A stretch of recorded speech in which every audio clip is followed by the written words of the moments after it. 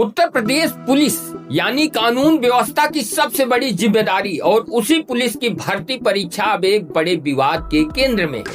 UP police sub inspector भर्ती परीक्षा के हिंदी पेपर में पंडित शब्द को जिस तरह से विकल्प में रखा गया, उसने अब एक नई बहस को जन्म दे दिया।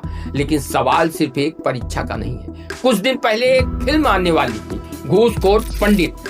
नाम सामने आते ही ब्राह्मण समाज ने विरोध दर्ज कराया, विवाद बढ़ा और आखिरकार फिल्म का नाम बदलना पड़ा। अब सवाल उठ रहा है, क्या यह सिर्फ संयोग है या बार बार एक ही शब्द और एक ही समुदाय को लेकर विवाद खड़ा हो रहा है। यूपी के डिप्टी सीएम ब्रजेश पाठक ने भी इस मामले पर खुलकर विरोध दर्ज कराया।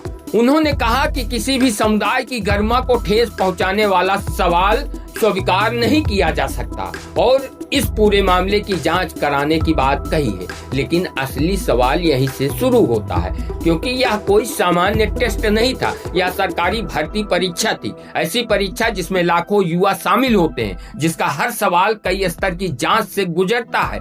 तो सवाल नंबर 1, जब पेपर तैयार हुआ तो क्या उसे चेक करने के लिए कोई मॉडरेशन कमेटी नहीं थी? सवाल नंबर 2, अगर थी तो फिर यह सवाल पास कैसे हो गया? सवाल नंबर 3, पेपर बनाने वालों ने आखिर ऐसा विकल्प रखा ही क्यों?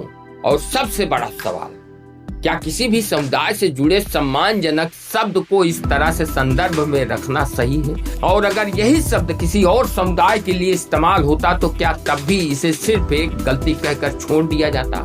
पहले फिल्म, अब सरकारी भर्ती परीक्षा।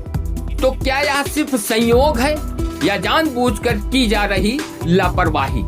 अब देखना होगा कि जांच में क्या सामने आता है और जिम्मेदारी आखिर तय किसकी होती है। लेकिन फिलहाल सबसे बड़ा सवाल आपसे, क्या यह सिर्फ एक गलती है या फिर एक ऐसा मुद्दा जिस पर जवाब जरूरी है? अपनी राय कमेंट बॉक्स में कमेंट कर जरूर बताएं।